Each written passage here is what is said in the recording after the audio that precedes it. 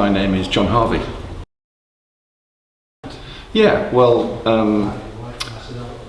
I never went to sixth form, but I used to go to a lot of sixth form discos from my friends, and they were at the normal places like Bally High and Tiffany's and Peppermint Park around the corner. And we were always getting thrown out because we were asking for not what we considered really bad music, but it was the punk and new wave music of the time, because that was the stuff that was really exciting us. And we were not only getting told no, we're not playing that, but asked to leave. So myself and two friends, Ian Farnell and Derek Train, we sort of came up with the idea of going around the various clubs to see if we could set up an individual club night, either on a Thursday or whatever. And we tried a few, and the response wasn't very good because they thought that the sort of audience would be sort of not what they wanted to be in their clubs. And so the moment we walked into Spiders, because I don't think I'd been there before, I may have done, but the moment we saw Pete and Stiv, we thought, could be in here with a good chance. And we had a look around, and it was perfect surroundings for what we wanted to do it for.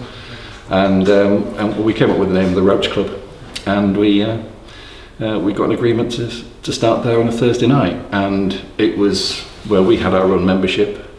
I think Spiders had their own membership, and just to sort of keep things simple, one couldn't get into the other.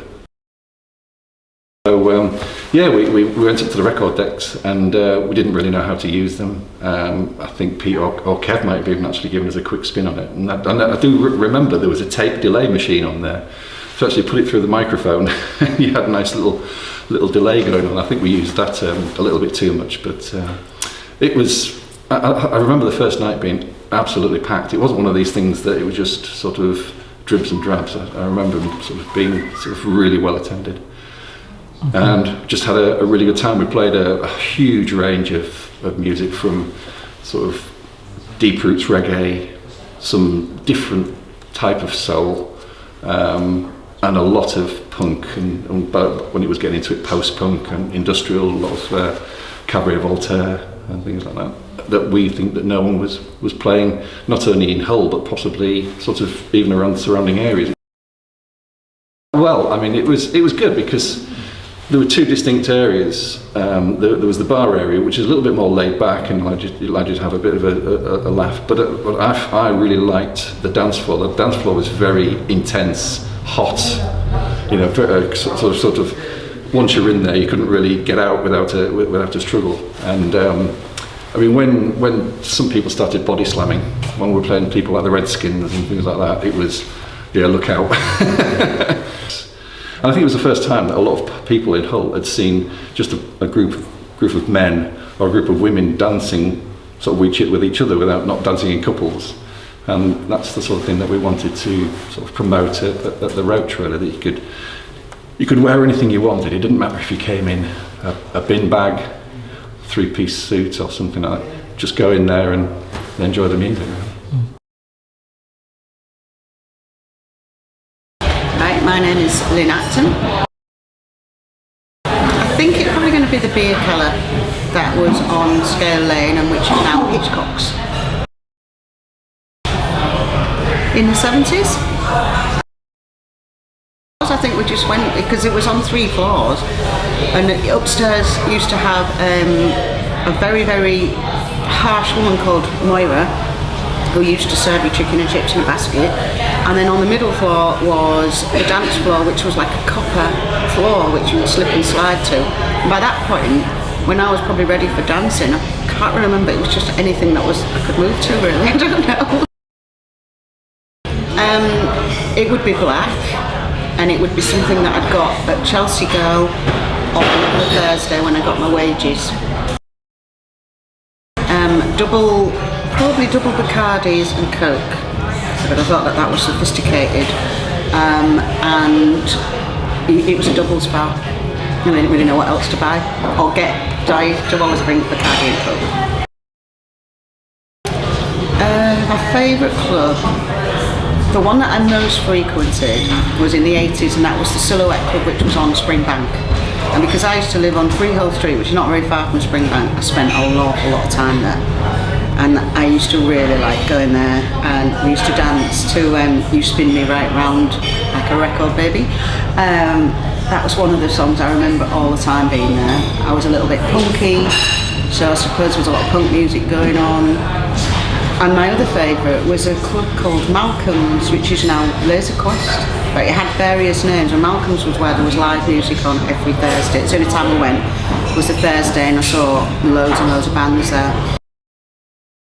A band called Vinegar Joe, which was Robert Palmer, and Elkie Brooks was in that, and a band called Family, Early Genesis, lots of bands like that that were, you know, doing the rounds, really. Yeah, saw some amazing people there.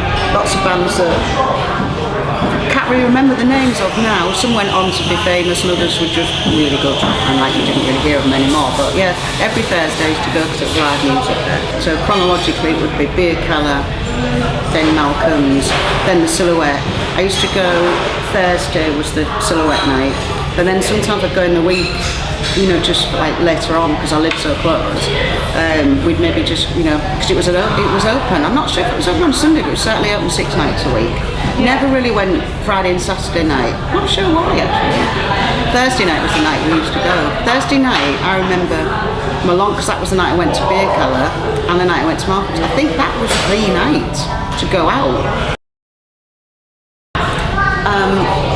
I can remember in the Beer Keller being very, very drunk, but then and there was 3 of us, because there was 3 people that I used to live with on Westbourne Ave. I wasn't actually even old enough to be in there. That was probably about 16 or 17. And we were all got so drunk that, you know, when you get really fed up and depressed, and we all sat there, and my friend said, we're going to look back on this and think this was the best night of our lives. And then we just all started laughing hysterically and actually got thrown out. So it wasn't the best night of our lives, but when I look back on it, those days really were. Now that's not a mad night. Mad nights are nights that I don't really remember that well. At Malcolm's, I met quite a lot of musicians there, because I was a budding musician, wanted to be a singer, and was doing a little bit of singing then, but not much. So I just hang out with them. Silhouette Club is where I met my partner, who I'm still with 29 years later. Riotous nights really, are just drinking, taking sometimes naughty things, and dancing and having fun. Well, my name's Matthew Gibson. Well, I think the best club for me is the Adelphi Club. Everything goes on there, you know, you can turn up and there'll be 2 people there, but it'll be one of the best nights of your life.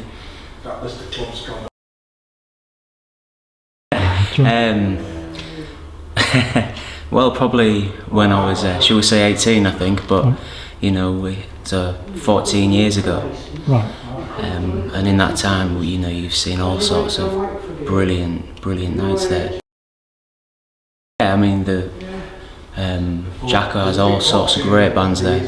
Some that you'll never have heard of, others that you will have heard of, obviously, but I think the club nights that go on there are equally as good. You know, the reggae nights, the dance nights, the funk and soul nights. That's the thing about Adelphi that's brilliant. It's the range of music and you know, the quality of what goes on in there.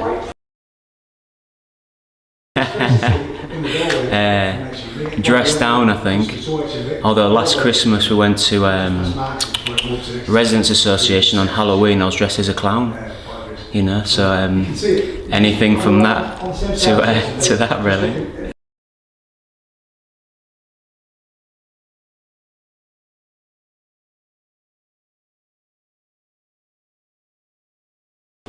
John Nichols.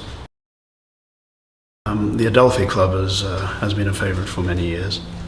Seen some bands from all over the place, and some local bands as well, which is quite exciting. And of course Spiders. As a goth, I think Spiders is almost the most important and most relevant place for goths in this area. Right, I've been going since the 90s, and on and off, been all over the place, but every time I come back to a hole, Spiders is the place to go. Right, well, goth is a post-punk phenomenon. People who arguably wanted to have something more musical than the dissonance of punk, of pure punk anyway, and something where we didn't need to make a statement about anything superficial, a political or a statement about society such as it should be, rather removing oneself and having a slightly different sense of fashion, i.e. mostly black, and music that reflects, rather than the state of society, a recognition that society is dying or has even died, and mourning that and moving on and actually celebrating the new society. From the 80s, Sisters of Mercy, The Mission, Fields of the Nephilim, probably all the original goth bands, the classic goth. More recent stuff, everything ranging from classic goth through to heavy hard rock metal, and a lot of pure classical music as well, so there's a massive crossover in my line of interest. But that's one of the great things about the goth scene, as far as I'm concerned anyway. I can go to a festival and experience everything ranging from Wagner through to extreme punk. It's all there.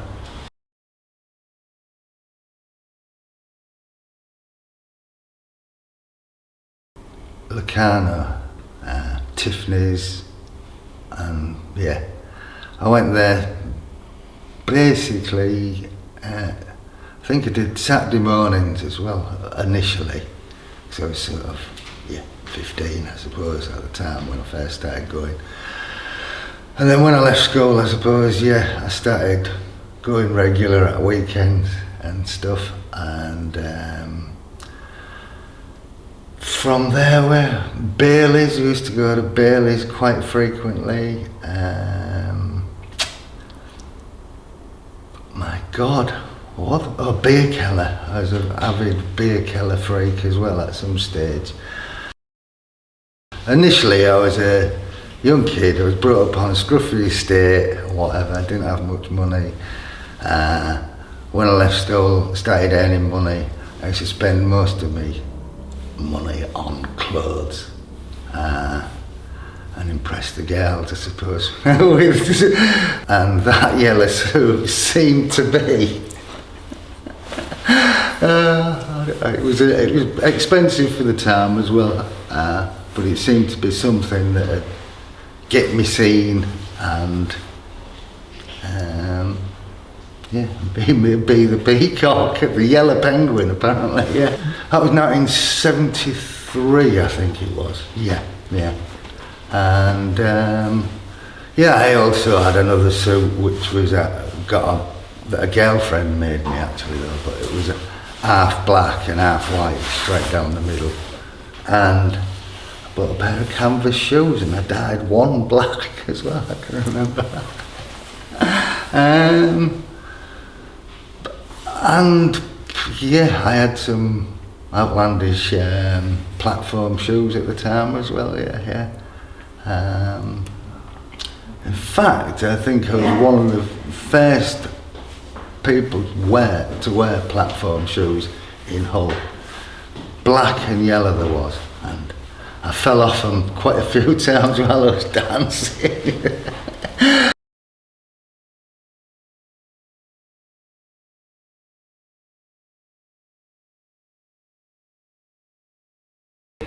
Well, there's a problem with that because I came to Hull in the 1960s and there weren't any clubs, not really.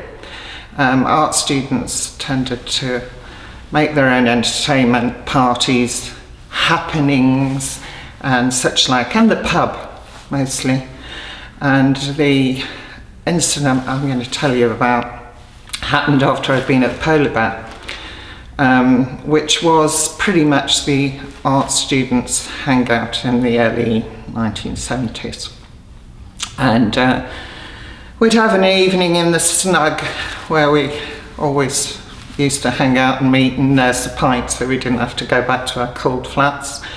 And we, at the end of the evening, as we were being chucked out of the pub, we decided we would venture forth up to the other end of Springbank to this club called the Penny Farthing, which was illegal drinking, dancing, never been there, just heard about it, thought, right, we'll give it a go. So me, my boyfriend and a few others went there. It was in a basement, very sweaty, dark, no bar, just drinks under the table kind of thing.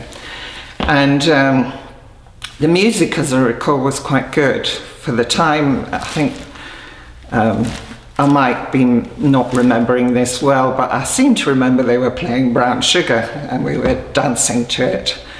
And suddenly this guy with an absolutely enormous afro came up and started to dance with me and put his hands around my waist, and I was kind of flattered but a little bit worried about the whole thing, really, because there were a lot of girls looking at me while I was dancing with him.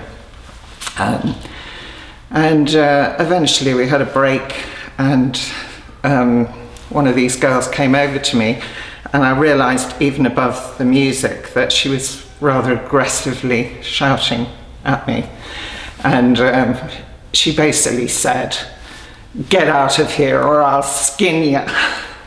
What I didn't know was the guy I'd been dancing with was quite notorious in Hull, called Harvey, and that's what I did. I got out.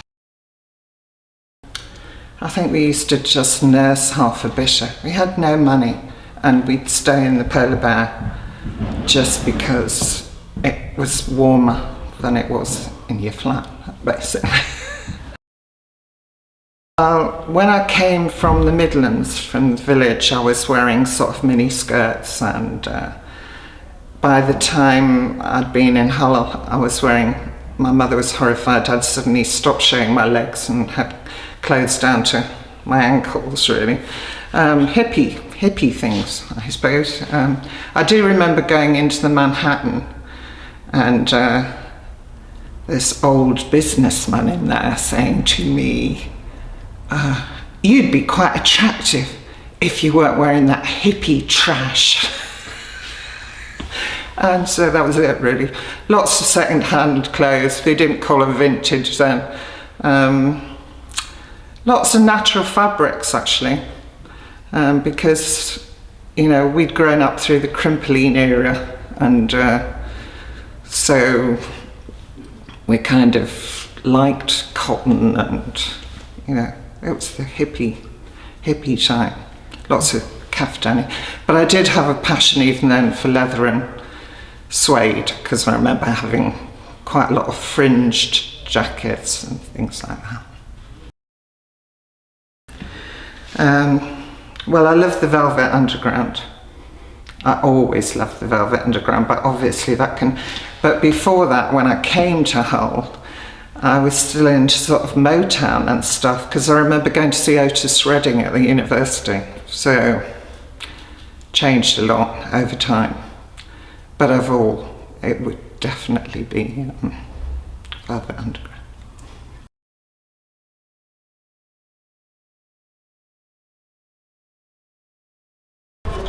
I'm Derek. Derek Train. I used to DJ at the Wellington Cook a long time ago. I think it was between 1979 and 1980, mainly 1980. The Thursday night gigs, the gigs that Tony Menzies and then Carrie Brown and Kev Rutherford put together, bringing all kinds of punk, new wave. I tended to play a mixture of what I thought was happening at the time. Well, it was the John Peel era, the punk, new wave, early days of Rough Trade records. Yeah, sort of exciting, creative times. There was a Psychedelic Furs, magazine, Wild Heat, Distractions. the UK subs. Had some records stolen that night, so I've got fond memories of that gig. What were they wearing? There's a lot of leather jackets. Yeah, obviously spanky hair. Yeah. Oh, very well. Yeah, it's great to see the photographs in there. Yeah, she's a wonderful old lady. Yeah, she's very strict and a bit grumpy, but kept the show on the road. And, yeah, it's fantastic what she did, really. Facilitating the whole thing. Yeah, Mrs. Wilson's Children was the compilation of all the whole bands at the time, the Z-Men, Cult to Snog, and various others whose names escape me now. Yeah, I think I've still got a copy on vinyl somewhere in the loft.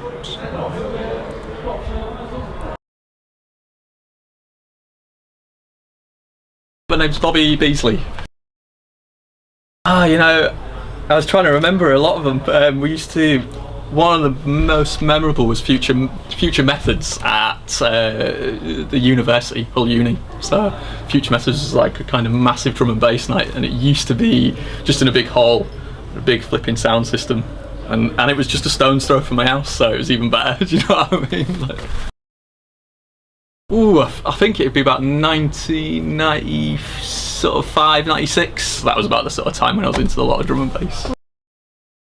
It'd be a lot of what I sell here still now, but I know it was all about having the baggiest jeans and the biggest waists and the baggiest sort of things, and a lot of Adidas and Vans, half cabs, check shirts. Yeah. Wildest night? It probably wasn't in Hull actually.